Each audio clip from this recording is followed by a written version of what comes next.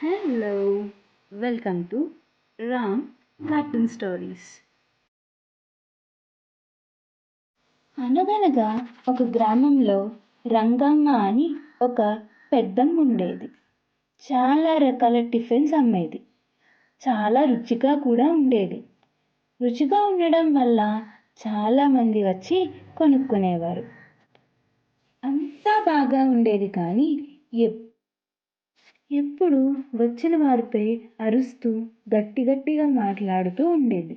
చిన్నపిల్లలు భయపడేవారు. ఆ ఊరిలో ఆ ఒక్క టిఫిన్ షాపే ఉండడం వల్ల రంగమ్మ తిట్టినా అరిచినా అందరూ తన దగ్గరకే వెళ్ళి టిఫిన్స్ కొనుక్కునేవారు. అలా కొంతకాలం సాగింది. ఆ ఊరిలో ఒక మహిళ కొత్త టిఫిన్ షాప్ స్టార్ట్ చేసింది. ఇంకొక ఆవిడ చాలా బాగా మాట్లాడేది. అందరితో నెమ్మదిగా మాట్లాడుతూ ఉండేది. అందరినీ బాగా పలకరించేది.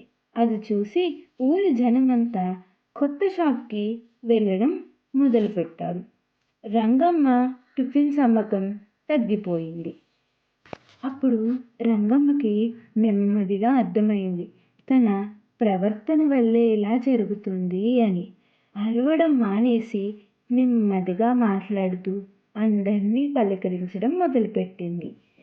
అలా కొంచెం కాలానికి మళ్ళీ రంగమ్మ కొట్టుకి రావడం మొదలుపెట్టారు అందరూ.